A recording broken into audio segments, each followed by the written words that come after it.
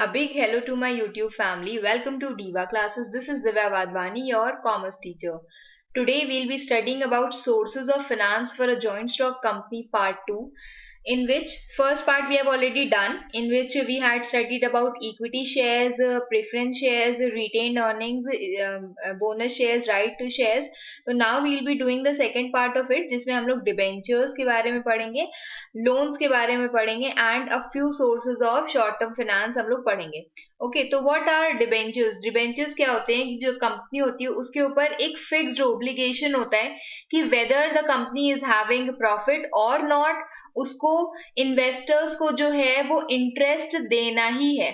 Okay, और ये जो इंटरेस्ट है has to be on a fixed rate, इसीलिए ये एक फिक्स्ड ओब्लिगेशन की तरह से लिया जाता है जिसमें कोई भी कोलैटरल इज नॉट देयर। तो दीज आर अनसिक्योर्ड, जिसके बदले उनको एक सर्टिफिकेट इशू कर दिया जाता है कि yes you have been you are the debenture holders of our company. तो डिबेंचर्स क्या होते हैं? ये जो होती है कंपनी की बोरोइंग्स होती हैं एंड ये कंपनी के लोन कैपिटल में आती हैं। डिबेंचर होल्डर्स को कंपनी का क्रेडिटर कहा जाता है, जो बाहरी एक्सटर्नल लाइबिलिटीज होती हैं।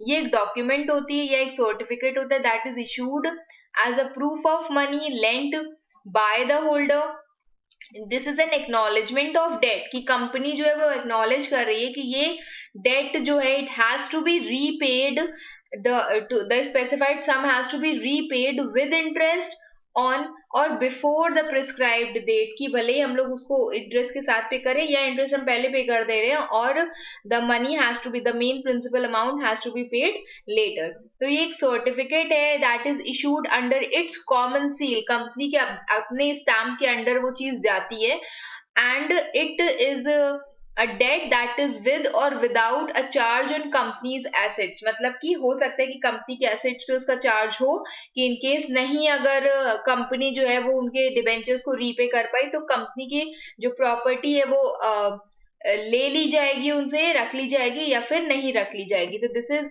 वेदर अ चार्ज और not, that depends on the agreement. Interest जो है डिबेंचर्स का वो फिक्स रेट पर जाता है। आपने डिबेंचर्स वाला चैप्टर का अकाउंट्स में पढ़ा होगा, तो एवरीवेयर जहां पर भी डिबेंचर्स लिखे होते हैं उसके बगल में लिखा होता है, परसेंटेज लिखी होती है। मान लो कि 10% समथिंग इज रिटर्न, ठीक है, मान लो 10% और समथिंग इज रिटर्न, तो वो क्या होता है? वो आपका इंटरेस्ट ही होता है।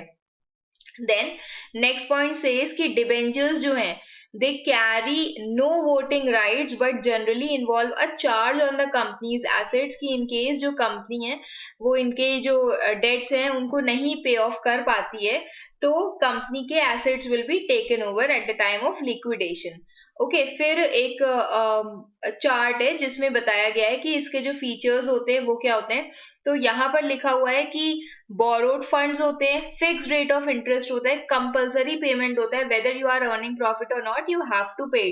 Security is sometimes there, redemption has to be paid, ठीक है, रिडेम्पशन मीन्स उसका पेमेंट होना ही है।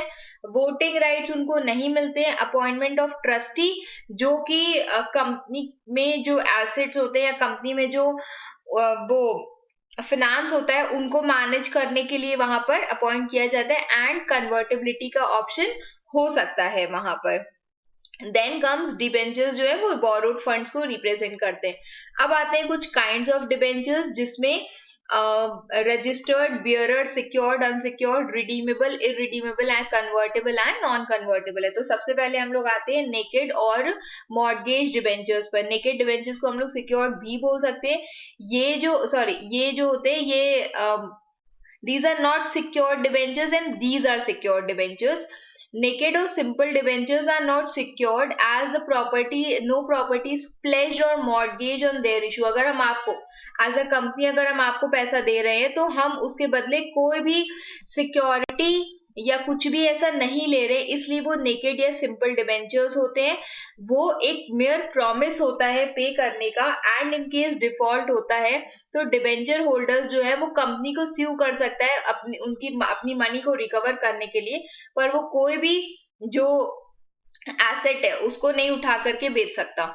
फिर आता है दूसरा इसका मॉर्गेज और सिक्योर डिबेंचर्स। मॉर्गेज और सिक्योर डिबेंचर्स जो होते हैं these are issued by creating a fixed और a floating charge on the company's assets, company के एसेट्स पर फिक्स्ड या फ्लोटिंग चार्ज क्रिएट करके उसके बाद, मतलब कि जैसे लोन लेने जाते हैं तो प्रॉपर्टी के पेपर्स लेकर के जाना होता है, वैसे ही एक चार्ज होता है उनके ऊपर कि इन केस डिफॉल्ट होता है तो जो डिबेंचर होल्डर है वो क्या कर सकता है, वो कंपनी के उन्हीं सामान को लेकर के बेच के अपना पैसा पा सकता है। अब ये जो चार्ज है, आइदर इट इज फिक्स्ड और फ्लोटिंग, तो फिक्स्ड चार्ज जो होता है वो it is created on specific and existing assets of the company. Company can not dispose of these assets without the consent of the debenture holders. Fixed charge कौन सा होता है कि कंपनी के कुछ स्पेसिफिक एसेट्स पर वाला चार्ज होता है और कंपनी उन पर्टिकुलर एसेट्स को कहीं पे भी छुपा करके नहीं रख सकती है या उसको डिस्पोज ऑफ नहीं कर सकती है। फ्लोटिंग चार्ज जो होता है दैट इज ऑन एग्जिस्टिंग, अभी जो है और जो फ्यूचर में एसेट्स होंगे उन पर होता है। ये जो एसेट्स होते हैं these are ordinarily used in the course of business, or the charge keep on fluctuating and becomes fixed when the company goes on liquidation। तो जब कंपनी लिक्विडेशन में जाती है या फिर डिफॉल्ट करती है पेमेंट में, तब वो फ्लोटिंग चार्ज क्रिएट होता है। And any change created by the company in the form of debenture holders, और कुछ भी अगर उसमें चेंजेस हो रहे हैं तो these must be registered. Then comes redeemable and irredeemable. Redeemable again, that has to be paid, and irredeemable that is not supposed to be paid before the winding up of the company. Okay तो redeemable और callable debentures वो debentures होते हैं जिनको already एक pre determined date पर बता दिया जाता है कि it has to be matured on this day. जैसे फिक्स डिपॉजिट्स होते हैं, ऑलरेडी बता दिया जाता है कि ये फिक्स डेट पर मेच्योर हो जाएंगे at the option of the company. But irredeemable या perpetual debenture, perpetual is something that is continuous, वो डिवेंचर्स होते हैं जो सिर्फ winding up of the company में ही पे ऑफ किए जाते हैं। देन कम्स बियरर और रजिस्टर्ड डिवेंचर्स। अब सबसे पहला आता है इसमें bearer debentures that can be transferred by mere delivery, in the sense कि अगर मेरे पास जो प्रूफ है to have paid the money, अगर वो मेरे पास प्रूफ है तो हम उस डिबेंचर हो हम बियरर सॉरी डिबेंचर होल्डर हो गए, और अगर हमने वही चीज किसी और को दे दी है तो वो हो गया। ठीक है, जैसे 10 रुपए का नोट होता है, 10 रुपए के नोट पर लिखा होता है ना कि the bearer is suppose to get this much amount, तो जिसके पास वो 10 रुपए का नोट है उसी को उसकी वैल्यू मिलती है। हम वही 10 का नोट किसी और को दे देंगे, अब मेरे पास कुछ नहीं है तो मुझे उसकी वैल्यू या फिर उससे रिलेटेड कुछ भी एक्सचेंज में नहीं मिलेगा, बट उसको मिलेगा। सेम थिंग बियरर में होता है, it can be transferred by mere delivery, जहां पर कोई भी रिकॉर्ड ऑफ डिबेंचर्स जो है रजिस्टर में नहीं मेंटेन किया जाता है।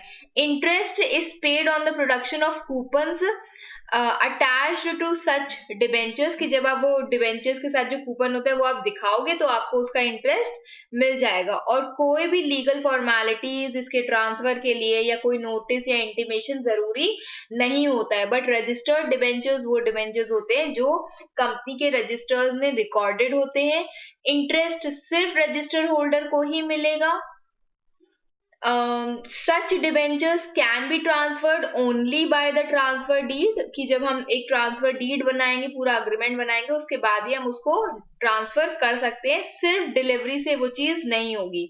उसके बाद है convertible and non convertible debentures. तो कन्वर्टेबल डिबेंचर्स वो होते हैं who have the option to convert it into equity shares after a specified period and on certain conditions, कुछ कंडीशंस के बाद वो कन्वर्ट हो सकते हैं। हो जाएंगे तो भाई वो कंपनी के ओनर्स बन जाएंगे, they will have more voting rights, they will have share in the profits of the company also.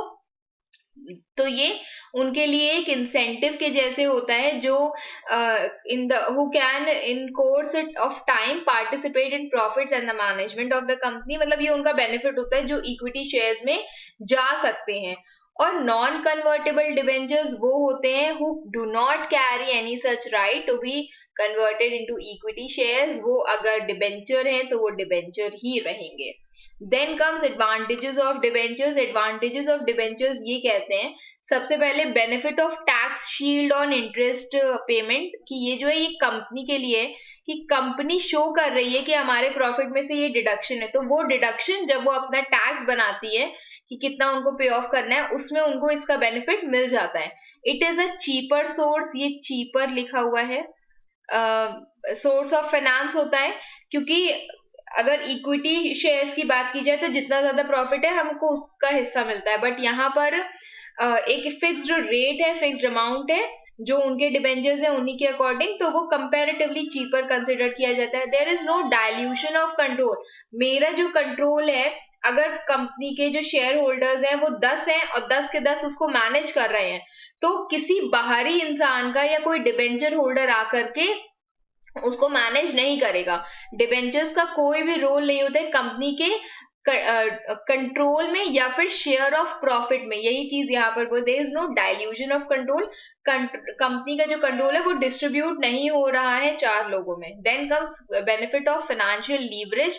Financial leverage in the sense कि उनको जो बेनिफिट है वो ये मिल जाता है कि they have some sort of ratio. उनको ये डिसाइड कर लेना पड़ता है कि वेदर they have to go for debt or they have to go for equity।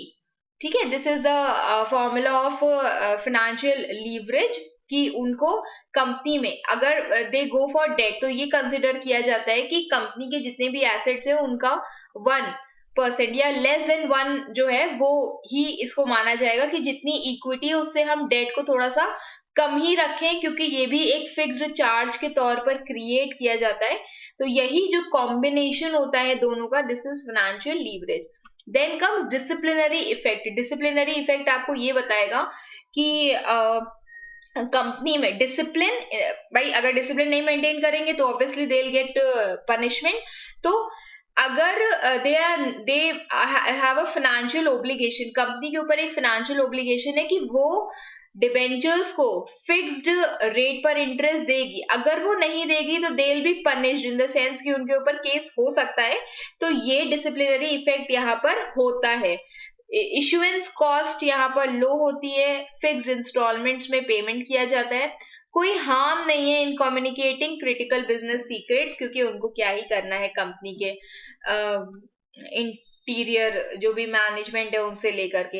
Rigid obligation होती है कंपनी में, भले ही प्रॉफिट हो या लॉस हो, I have to pay the money to the debenture holders. It enlarges leverage ratio. Sometimes leverage ratio जो है वो ज्यादा हो जाता है डिबेंचर होल्डर्स को पे ऑफ करने के लिए। जो डेट का पोर्शन है वो इक्विटी या इक्विटी शेयर होल्डर से ज्यादा हो जाता है, जिसके कारण कंपनी के ऊपर नुकसान पहुंचता है। Then there is restrictive covenants in the trust deed. Restrictive agreement या फिर क्लॉजेस आप यहाँ पर कह सकते हो एक ट्रस्ट डीड में, कि भाई कंपनी का जो भी फाइनेंस है वो कौन मैनेज करेगा, तो उससे रिलेटेड जो रेस्ट्रिक्शंस है वो बहुत ज्यादा उस पे हो जाते हैं। रेस्ट्रिक्टिव क्लॉजेस मतलब कि हम बहुत ज्यादा ओपन या बहुत ज्यादा फ्रीली कुछ चीजें नहीं कर सकते।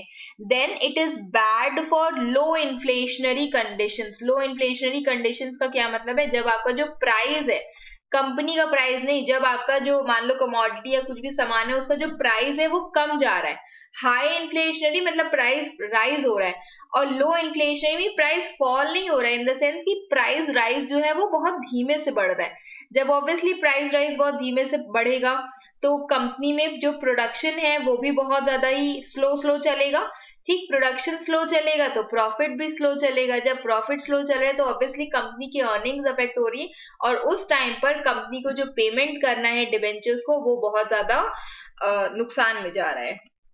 Then comes this was all for debenture holders. आपको इसमें उसकी meaning, difference between share holders and debentures भी पढ़ने, जो I have not mentioned it in this, it is given in your books as well, you can study from there. उसके बाद आते हैं loans from commercial banks. So loans from commercial banks में short term loans, short it provides finance, short term finance, that is most of their deposits are short term deposits। ठीक है, इसीलिए इन some cases commercial bank जो है वो कुछ term loans लंबे समय के लिए, लॉन्गर पीरियड्स के लिए भी प्रोवाइड करते हैं, इसमें specially to small scale and medium enterprises. तो कंपनी से बैंक से उनको लोन्स मिल सकते हैं। टर्म लोन में क्या होता है, एक बैंक जो है एडवांस करता है कुछ अमाउंट, फिक्स्ड अमाउंट, एक लमसम में अच्छा खासा इकट्ठे अमाउंट दे देना to the borrower for a specified period. जो इंटरेस्ट है is charge at a fixed rate on the sanctioned amount. जो लोन है is advanced against the security of some assets or personal guarantee of the borrower. Either it is a secured loan that is given on the sum, मतलब कुछ हम उसके बदले उनको कुछ security या प्रॉपर्टी का देते हैं, और अगर पर्सनल गारंटी है तो फिर इन केस नहीं भी होता है तो वो हम लोग का सामान जो है वो उठा करके ले जाएंगे अगर हम लोग डिफॉल्ट करते हैं पे करने में तो। देन कम्स इसके कुछ एडवांटेजेस हैं और आपको पढ़ने हैं, because these are also given in the question, and it's not necessary कि छोटा सा टॉपिक है तो छोटा ही आएगा, सारे सारे एडवांटेजेस पढ़ने ही है। तो फंड्स जो है अवेलेबल हो जाते हैं स्पेसिफिक पीरियड के लिए, अच्छी चीज है ये। लोन्स कॉमर्शियल बैंक्स जो तो है, it help in trading on equity. Trading on equity का क्या मतलब है कि कंपनी के ऊपर एक फिक्स्ड चार्ज क्रिएट करते हैं, ठीक है, फिक्स्ड चार्ज क्रिएट करते हैं, और उसके बाद उसी से ही कंपनी जो है वो क्या करती है, वो प्रॉफिट कमाती है, और वो प्रॉफिट ऑलमोस्ट इस फिक्स चार्ज का जो होता है वो ज्यादा ही होता है, और उसके कारण जो इक्विटी शेयर होल्डर्स है उनको बेनिफिट होता है, उनके प्रॉफिट्स बढ़ जाता है तो इक्विटी शेयर होल्डर्स के रिटर्न्स भी बढ़ जाते हैं। Then comes there is a good relationship between reputed bank. वो बोरोअर के लिए अच्छी चीज होती है क्योंकि बोरोअर की क्रेडिट वर्दीनेस को वो बढ़ा देता है। Repayment can be made out of future earnings. जब भी हम अभी पैसा ले रहे हैं, फ्यूचर में जो भी अर्निंग होगा उससे हम उनको पे ऑफ कर सकते हैं। इंटरेस्ट जो है it is paid on bank loan is deductible for determining taxable profit. तो यहाँ पर भी उनको एक टैक्स शील्ड का या फिर एक टैक्स बेनिफिट उनको मिलता है, जहां पर जो भी डिडक्शन है उसमें उनको ये वाला डिडक्शन भी मिल जाता है। Then comes disadvantages. कुछ एसेट्स है जो उनको प्लेज या मॉर्गेज करने पड़ते हैं for raising the bank loans. Several कुछ टाइम कंज्यूमिंग फॉर्मेलिटीज होती हैं दैट आर इन्वॉल्व, मतलब बहुत ज्यादा फॉर्मेलिटीज उसमें होती हैं। इंटरेस्ट पे ही करना है भले ही आपको प्रॉफिट हो ना हो, और जो credit raising capacity of the borrower है it is reduced after a bank loan. Bank loan के बाद उसके बाद जो उनको क्रेडिट रेजिंग हम किसी और को पे ऑफ कर पाए वो थोड़ा सा डिफिकल्ट हो जाता है हमारे लिए। Then moving to the next part, that is loans from financial institutions. बहुत सारे डिफरेंट डिफरेंट फाइनेंशियल इंस्टीट्यूशंस हैं यहाँ पर, जैसे IFCI इज ऑल्सो गिवन। तो फाइनेंशियल इंस्टीट्यूशंस क्या करते हैं, एक वाइड रेंज ऑफ सर्विसेज देते हैं, फाइनेंशियल सर्विसेज देते हैं to individuals and business, deposit करने के लिए, सेव करने के लिए, इन्वेस्ट करने के लिए, एंड मनी को मैनेज करने के लिए। गवर्नमेंट ऑफ इंडिया ने कुछ स्पेशल इंस्टीट्यूशंस क्रिएट किए।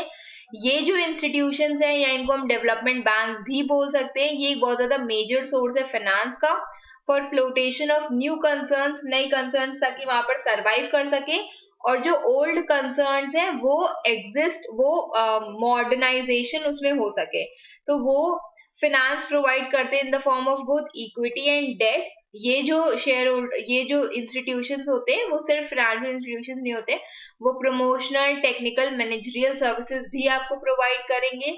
आपको इनिशिएट लेते हैं वो कि वो कंपनी का जो इंडस्ट्रियल स्ट्रक्चर है उसमें जो भी गैप्स आ रहे हैं उनको वो फुलफिल कर सके, जहां पर नई नई कंपनीज है उनको पैसा नहीं मिल रहा है उनको वो दे सके, और जहां पर इट इज रिक्वायर्ड तो वहां पर वो आगे आकर के अपना हेल्पिंग एड दे सके। तो इसमें कुछ ऑर्गेनाइजेशन है जिनके एग्जाम्पल्स यहाँ पर दिए हैं।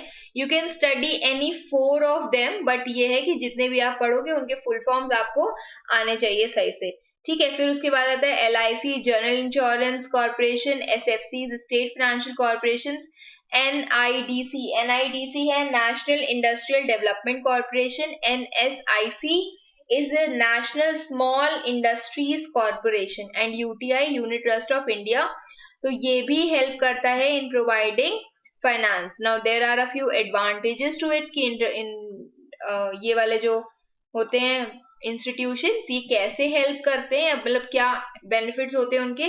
तो एडवांटेजेस इसमें दिए हुए हैं कि both risk as well as loan capital is available. Finance जो स्पेशल फाइनेंशियल इंस्टीट्यूशंस होते हैं वो अंडरराइटिंग फैसिलिटीज भी प्रोवाइड करते हैं इन केस, और trading on equity I have already explain, तो वो भी प्रोवाइड करते हैं। अंडरराइटिंग फैसिलिटी होता है कि इन केस हमारे शेयर जो है कोई और नहीं उसको खरीद रहा है तो हम उसको खरीद लेंगे, ये बेनिफिट उनको दिया जाता है क्योंकि यहाँ पर कुछ क्राइटेरिया होता है मिनिमम सब्सक्रिप्शन का जो होना चाहिए, तो इसलिए। देन न्यू कंपनीज जो हैं वो डिफिकल्ट उनको लगता है कि उनको फाइनेंशियल कैसे मिलेगा फ्रॉम पब्लिक और एनीवेयर, वो ये जो इंस्टीट्यूशंस हैं उनसे फाइनेंशियल एड ले सकती है। फिर उसके बाद ये जो इंस्टीट्यूशंस है वो एक थरो इन्वेस्टिगेशन करते हैं, जिसके कारण इनके जो रिलेशनशिप्स है विद देम, अगर आपका उनसे रिलेशनशिप है तो आपकी जो क्रेडिट वर्दीनेस है वो भी अच्छी हो जाएगी। ठीक है, मतलब the ability to pay of your loan will be better, क्योंकि वहां पर आप, अगर आपने एक जगह से लोन लिया है तो आप एटलीस्ट लोगों को नजर में है कि हाँ ठीक है, द पर्सन आपको पे ऑफ आप इजिली कर सकते हो उसको, you have that much ability. Then loans और गारंटीज जो है फॉरेन करेंसी में, और डेफर्ड पेमेंट फैसिलिटीज भी हमें मिल जाते हैं अगर हमें कुछ भी इंपोर्ट करना होता है, मशीनरी या equipment. Then rate of interest और प्रोसीजर्स जो है वो कन्वीनियंट और इकोनॉमिकल इसमें बताए गए हैं। अब हम इनकी कुछ बुराइयां भी पढ़ेंगे, जिसमें लिखा हुआ है कि बहुत ज्यादा इन्वेस्टिगेशन, बहुत सारी फॉर्मेलिटीज होती हैं, डॉक्यूमेंटेशन का बहुत ज्यादा इसमें रोल होता है। कई सारे डिजर्विंग कंसर्न जो होते हैं वो नहीं पास हो पाते हैं उसमें, क्योंकि सिक्योरिटी चाहिए होती है या फिर कुछ कंडीशंस होते हैं जो वो ले डाउन करते हैं, जिनके कारण कई सारे डिजर्विंग कंसर्न्स को असिस्टेंस नहीं मिलती है। कुछ ये जो है ये कुछ रेस्ट्रिक्शंस भी लगा देते हैं on the autonomy of management, कि आप किस किस को मैनेजमेंट में कंसिडर करोगे, उसमें भी ये लोग आ जाते हैं। फिर है they lay down a convertibility clause in loan agreement. In some cases they insist on appointment of nominee on the board of directors of the borrowing company. ये क्या करते हैं, ये कभी कभी convertibility clause रख देते हैं, ये insist करते हैं appointment of nominees on the board of directors from the borrowing company, कि आप जो भी borrowing company है जो borrow कर रही है उसी में ही कुछ नॉमिनी को जो है उसको अपॉइंट करो वहां पर, कि अगर इनकेस आप नहीं पे ऑफ कर पाते हो तो कुछ किसी को तो हम पकड़ेंगे ना वहां से। फिर आता है मेरा short term financing, sources of short term financing, जिसमें सबसे पहले यहाँ पर दिया हुआ है कि एक पर्सन है who has to take short term finance from a bank. तो शॉर्ट टर्म फाइनेंस क्या होता है, दीज आर फाइनेंस जो एक साल से कम में, from a year less than a year लिए जाते हैं, जिसमें सबसे पहले आता है मेरा पब्लिक डिपॉजिट्स। तो पब्लिक डिपॉजिट जो होते हैं, these are the money that are made by the public with non banking companies. ठीक है, कुछ नॉन बैंकिंग कंपनीज होती है जिनसे पब्लिक जो है वो पेमेंट वहां पर करती है। तो these deposits represent loans from the public, जैसे कि इंक्लूडिंग एम्प्लॉयज और शेयर होल्डर्स, जो भी पैसा हम नॉन बैंकिंग कंपनीज को देते हैं वो इसी में ही आता है। डिपॉजिटर्स जो है उनको हायर रेट ऑफ इंटरेस्ट मिलता है, that is available on bank deposits. ठीक है, फिर ये this is a cheaper facility of loan, जो फाइनेंशियल वहां पर होता है, अदर बैंक्स में होता है, उससे ज्यादा चीप फैसिलिटी ये होती है कि हम किसी भी नॉन बैंकिंग कंपनी में पेमेंट कर दें। देन इससे कुछ मेरिट्स और डीमेरिट्स लिखे हुए हैं। पहली चीज कन्वीनियंट होता है, बहुत ज्यादा डॉक्यूमेंटेशन या इन सब की जरूरत नहीं होती।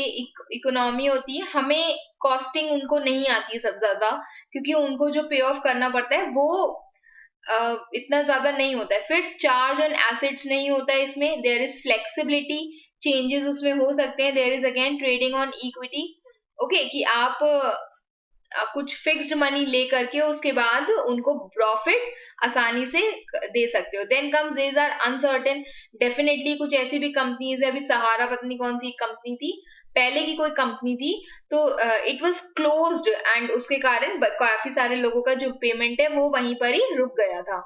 अनसर्टेन होते हैं। Restrict growth of capital markets, capital markets में जो ग्रोथ हो रही है शेयर्स और डिवेंचर मार्केट्स में, वो चीज रह जाती है।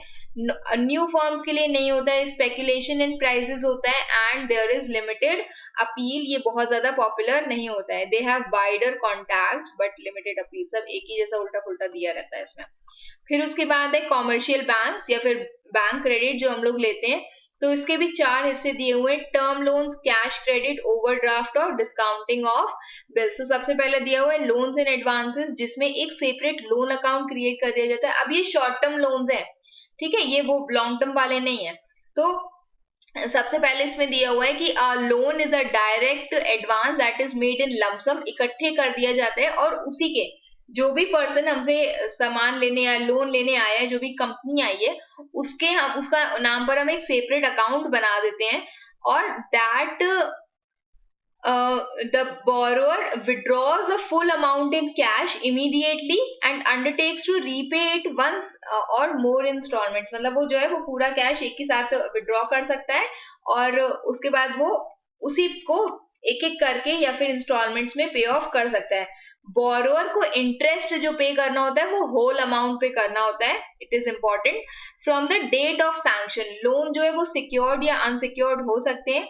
लोन्स ग्रांटेड सॉरी, लोन जो इमीडिएट नीड के लिए ग्रांट किए जाते हैं, जैसे मान लो उनको स्टॉक्स चाहिए कुछ, तो उसको हम ट्रांजैक्शन लोन्स कहते हैं. These are usually secured by a pledge of specific assets which are actual और constructive possession of the bank. जो एक्चुअल पोजेशन हो सकती है, कंस्ट्रक्टिव हो सकती है. कंस्ट्रक्टिव इन द सेंस कि मान लो कि एक पोजेशन कर ही लिया, एक मान लो हमारी एफडी, उसके बदले हम कुछ लोन उनसे ले रहे हैं. फिर आता है मेरा कैश क्रेडिट. कैश क्रेडिट होता है that is formal and revolving credit agreement under which एक बोरोअर जो होता है वो एक सर्टेन लिमिट तक विड्रॉ कर सकता है. लोन जैसे इसमें डिफरेंस होता है, ये एक रनिंग अकाउंट से ही आप जो है अमाउंट को विड्रॉ कर सकते हो, फिर उसके बाद टाइम टू टाइम उनको पे ऑफ कर सकते हो with in a specified amount. फिर है उसके बाद इसमें दिया हुआ है कि ये जो कैश क्रेडिट है, this is mainly of two type, जिसमें सबसे पहला दिया it is not backed up by any security. तो वो हो गया मेरा क्लीन कैश क्रेडिट, जिसमें the borrower has to submit a promissory note कि हम इतने समय बाद आपको पेमेंट कर देंगे. There has to be two और मोर श्योरिटीज, जिसमें दो और ज्यादा रेफरेंसेस दिए होंगे जो गारंटी ले रहे होते हैं साथ में. और इनके सिक्योर्ड कैश क्रेडिट, तो उसको कुछ सिक्योरिटी देनी होती है in form of some tangible asset, या कोई गारंटी किसी पर्सन को ला करके दिखाओगे कि भाई ये इंसान है जो गारंटी लेता है कि अगर हम पेमेंट नहीं कर पाए तो ये कर देगा. दोनों ही समय में बोरोअर को इंटरेस्ट पे करना पड़ता है only on the actual amount that is utilised. ठीक है. लोन वाले में क्या था, लोन में उसको सारे पे करना होता था, और कैश क्रेडिट में जो अकाउंट उसका है उसी में ही उसके पास है पेमेंट, और उतने से ही बस उसको पे ऑफ करना है, इंटरेस्ट उसको पे करना है. Then comes bank overdraft. ये जो है ये कंपनी अपने रेगुलर कस्टमर्स को देता है. कस्टमर जिनके पास करंट अकाउंट सर्विसेज होती हैं with the bank. Current accounts are usually given to businessman जिनका रोज रोज का डीलिंग्स होता है, is allowed to overdraw his account to a specified amount. कि अगर उनका आपके पास करंट अकाउंट है तो जितना पेमेंट आपके पास है आप उससे ज्यादा विड्रॉ कर सकते हो अपने अकाउंट से. एक टेम्पररी मतलब फैसिलिटी होती है ये, सो दैट जो business enterprises sometimes in case उनको शॉर्टेज ऑफ वर्किंग कैपिटल हो जाता है टेम्पररली, तो उसके लिए this is done, this facility is given. Interest जो है it is charge on the amount that is actually overdrawn. पूरी अमाउंट पर नहीं होता है, जितना भी आप उसमें से ओवरड्रॉ कर रहे हो उतना ही होता है, और बैंक को इसके लिए कोई भी अप्रूवल लेने की जरूरत, सॉरी बोरोअर को कोई भी अप्रूवल लेने की जरूरत नहीं होती है. Then comes discounting of bill. Discounting of bill आपसे ये कहता है this implies procuring cash from a bank in exchange for a credit instrument. मेरे पास एक बिल ऑफ एक्सचेंज है, एक मिनट, मेरे पास एक बिल ऑफ एक्सचेंज है, और वो बिल ऑफ एक्सचेंज जो हमको किसी और ने दिया है, ठीक है, डेटर ने दिया है, हम वो क्या कर देंगे, वो दे देंगे हम बैंक को. बैंक से हमने डिस्काउंट करवा लिया, वो कुछ परसेंटेज काट के हमें पेमेंट कर देते हैं, और उसके बाद वही चीज किसको चली जाएगी, अब बैंक जो है मेरे डेटर से डायरेक्टली जाकर के पेमेंट ले लेगा. तो this is discounting of bill. Then comes bank credit के कुछ बेनिफिट्स और डीमेरिट. सबसे पहले दिया फ्लेक्सिबल होता है, सीक्रेसी इज मेंटेन्ड, कोई इधर उधर नहीं बताना होता है. Wider choice is there, management में कोई इंटरफेरेंस नहीं होता है, भाई आप पैसा लो पेमेंट करो बस.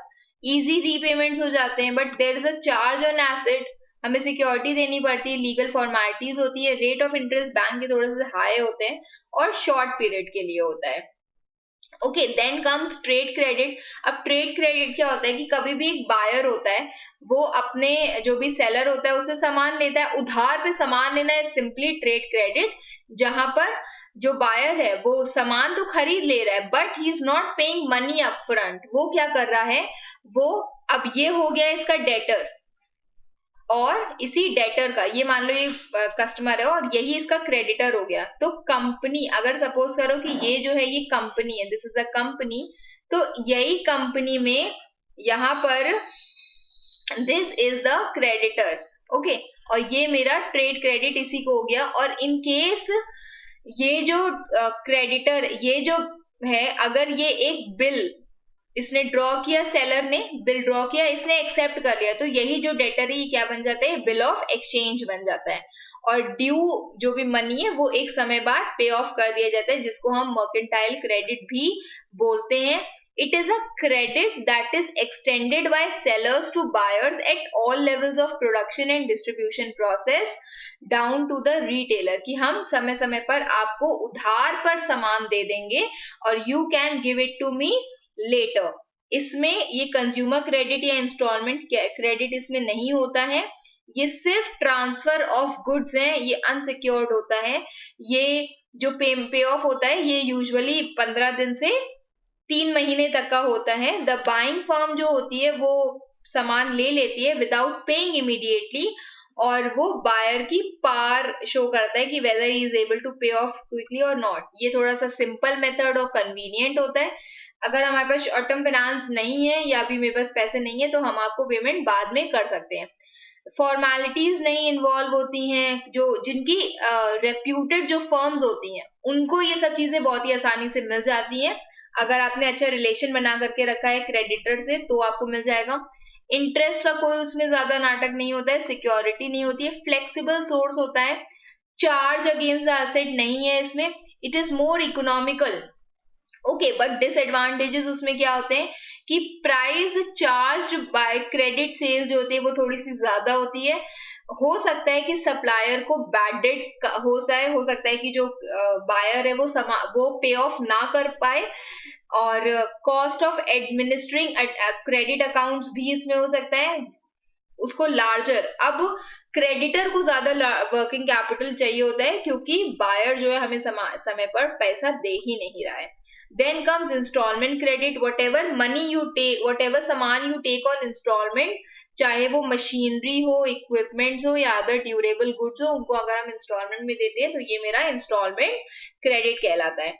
ठीक है, हमने सामान ले लिया, हम उसके बाद उसको इंस्टॉलमेंट में उसका पे ऑफ कर रहे हैं। बायर जो है वो क्या करता है, एक पार्ट ऑफ द प्राइस जो है वो पहले पे कर देता है, बैलेंस बाद में पे करता है। जो सप्लायर है charges interest on the balance due and the interest is included in the amount of instalment itself. कुछ सप्लायर्स होते हैं जो इंस्टॉलमेंट क्रेडिट जो है वो थ्रू फाइनेंस कंपनी जैसे बजाज फाइनेंस और इन सब के थ्रू भी करते हैं। कुछ डायरेक्ट करते हैं कि भाई आप हम ही को दे देना, कुछ बजाज फाइनेंस के थ्रू ऐसे करके कुछ कंपनीज होती है उनके थ्रू वो लोग करते हैं। तो बिजनेस फर्म जो है वो फिक्स एसेट्स को बाय करता है ऑन हायर परचेज बेसिस। इस अग्रीमेंट में ओनरशिप जो है of the asset remains with the supplier until all the instalments are paid. ठीक है, हायर परचेज सिस्टम में क्या होता है कि हम सामान रेंट पर ले रहे हैं अभी के लिए, जब मैं सारी इंस्टॉलमेंट आपको पे कर दूंगा तब मुझे आप उसका जो पेपर है, पेपर द इनवॉइस जिसको ले करके पता चलता है कि ये सामान अब मेरा है, तो वो आप मुझे सबसे लास्ट में देते हो। फिर फिक्स एसेट्स जब हम इंस्टॉलमेंट पर या हायर परचेज पर खरीदते हैं तो उस टाइम पर बिजनेस फर्म जो है उस एसेट को यूटिलाइज कर सकता है, उसे प्रॉफिट अर्न कर सकता है और उसके बाद उससे पे ऑफ कर सकता है, पर इसमें जो रेट ऑफ इंटरेस्ट है वो काफी ज्यादा हाई होता है। Okay, moving to the next, that is factoring. अब फैक्टरिंग होता है अकाउंट्स रिसीवेबल फाइनेंसिंग, जिसमें हम लोग ने अभी वो पढ़ा था डिस्काउंटिंग ऑफ फाइनेंस पढ़ा था। तो दो लोग हैं यहाँ पर, एक हो गया डेटर, एक हो गया क्रेडिटर। डेटर ने इससे क्या खरीदा, रॉ मटेरियल खरीदा, इसने इसको रॉ मटेरियल तो दे दिया। अब ये जो है इसने क्या किया, this person is suppose to make a bill. ठीक है, ये जो बिल और समथिंग है जिसको हम अकाउंट्स रिसीवेबल बोलते हैं, उसने इसी इनवॉइस को क्या कर दिया, इसको क्लाइंट फर्म ने क्या कर दिया, फैक्टर को दे दिया। फैक्टर ने इसको पेमेंट कर दिया और उसके बाद अब इससे डेटर से मान लो 2 महीने बाद या जब भी वो जो बिल है वो रिन्यू होगा, ये जो थर्ड पार्टी है, अब ये यहाँ पर बैंक नहीं है, वो बैंक से डिस्काउंट करवाना होता, ये आपकी कोई भी थर्ड पार्टी है, तो इससे उठा करके हम अब उसका पेमेंट लेंगे डेटर। तो दैट इज फैक्टरिंग, जिसमें अकाउंट रिसीवेबल फाइनेंसिंग होता है कि हम अपना जो भी सेल्स है या डेटर्स से हम लोग अपना फाइनेंसिंग कर पा रहे हैं। ठीक है, this provide finance to business concerns through outright purchase of accounts receivable और against the security of accounts receivable. Accounts receivable हमने उनको दे दिया और उनसे मतलब हम एज अ कंपनी है, मेरे डेटर ने मुझे पैसा नहीं दिया, उसने बोला कि मैं 2 महीने बाद पैसा दूंगा, मेरे पास पैसा नहीं है, तो हमने क्या किया, जो उसने मुझे बिल या अकाउंट रिसीवेबल दिया था एज एन अंडरटेकिंग कि वो मुझे दे देगा 2 महीने बाद, वो मैंने उससे लेकर के उसको दे दिया तीसरे पर्सन को। ये तीसरा पर्सन जो है फैक्टर है और इससे हमने पैसा ले लिया। अब ये दोनों निपटे, मुझे मेरा पैसा मिल गया, हम यहाँ से चलते बनेंगे। तो जो फाइनेंस कंपनीज होती हैं वो जनरली क्या करती हैं, वो 60% तक का हिस्सा जो है वो काट लेती हैं और उसके बाद का मतलब इतना वो पेमेंट करती है, इतना वो रखती है, भाई कुछ तो वो भी कमाएंगी ना। तो डेटर जो होता है अब वो डायरेक्टली यही फाइनेंस कंपनीज को या फैक्टर्स को पे करेगा। डेटर बैड डेट्स लॉसेस अगर होते हैं तो वो बिजनेस कंसर्न ही उसको फेस करेगा। ठीक है, जो भी कंपनी होती है, जो भी हम है बीच में, हम ही उसको फेस करेंगे कि उसने पैसा नहीं दिया है। Outright sale of accounts receivable को हम फैक्टरिंग कहते हैं। बिजनेस कंसर्न जो होते हैं, these are relieved of the cost and effort of collecting bad debts, और बैड डेट्स के जो लॉसेस होते हैं उससे भी। But it is expensive method, हमें नुकसान हो रहा होता है क्योंकि जो भी सामान उसने मुझे नहीं, जो भी मान लो कि हमको 2,000 रुपए मिलने थे और इसने आधे, तो भाई कुछ तो परसेंटेज ये भी काटेगा द कंपनी, तो उसने क्या किया 500 रुपीज कट कर दिए। ओके, तो यहाँ पर हमें नुकसान हो जाता है। Then comes customer advances. अब कस्टमर एडवांसेस क्या होते हैं कि अगर मान लो कि मुझे कहीं कोई ऑर्डर करना है, मान लो स्कूटी या कार का ऑर्डर करना है, ऑटोमोबाइल्स में ये सब ज्यादा होता है। हमने एक एडवांस पेमेंट किया, सेलर ने पेमेंट को रिसीव किया, प्रोडक्ट डिस्पैच हो गया, ठीक है, और वहां से हमको प्रोडक्ट डिस्पैच हो गया। तो ये क्या होता है, कुछ मैन्युफैक्चरर्स या सप्लायर्स जो होते हैं कस्टमर से एडवांस में डिपॉजिट ले लेते हैं बुकिंग करने के टाइम। तो द कस्टमर एडवांस रिप्रेजेंट जो है वो प्राइस ऑफ गुड्स होते हैं, दैट इज ऑर्डर्ड और बुक्ड। मतलब वो जो है अगर आप लेटर बाद में जब आप सामान खरीदते हो तो उसका उतना हिस्सा जो होता है वो कट हो जाता है, ये नहीं कि हम उतना जोड़ करके बाद में देते हैं। और ये यूजुअली कब होता है, इन केस जो ऑटोमोबाइल्स हो गया, टेलीफोन कनेक्शन हो गए, इन सारे प्रोडक्ट्स के लिए होता है, जिसमें जो वेटिंग पीरियड होता है वो थोड़ा सा ज्यादा होता है। नॉमिनल इंटरेस्ट हो सकता है कि पे किया जाए at the time of advance करने के टाइम पर। कस्टमर एडवांस ये जो है ये वर्किंग कैपिटल प्रोवाइड कर देता है फर्म को, बट ये सिर्फ ड्यूरेबल प्रोडक्ट्स के लिए ही हो सकता है जिसमें सप्लाई जो है वो शॉर्ट होती है। अब आता है लास्ट वाला हिस्सा जिसमें इंटर कॉर्पोरेट डिपॉजिट्स होते हैं। अगर कोई कंपनी जो होती है वो मान लो 2 कंपनीज मिल करके अगर फॉर अराउंड 6 मंथ्स किसी और कंपनी से जो है वो एक्सेस फंड्स बोरो करती है, तो इसे हम inter corporate the companies deposits हम लोग इसको कंसिडर करते हैं। ये यूजुअली अनसिक्योर्ड होते हैं and arranged by the financer, जो फाइनेंस को मैनेज करता है। कन्वीनियंट और पॉपुलर होते हैं क्योंकि लीगल फॉर्मेलिटीज नहीं होती हैं। Identity of the borrower is not disclose, किसी को बताया नहीं जाता है कि हमको पैसा कहाँ से मिला है। Rate of interest on ICDs जो होते हैं, दिस ऑल्सो वैरी अपॉन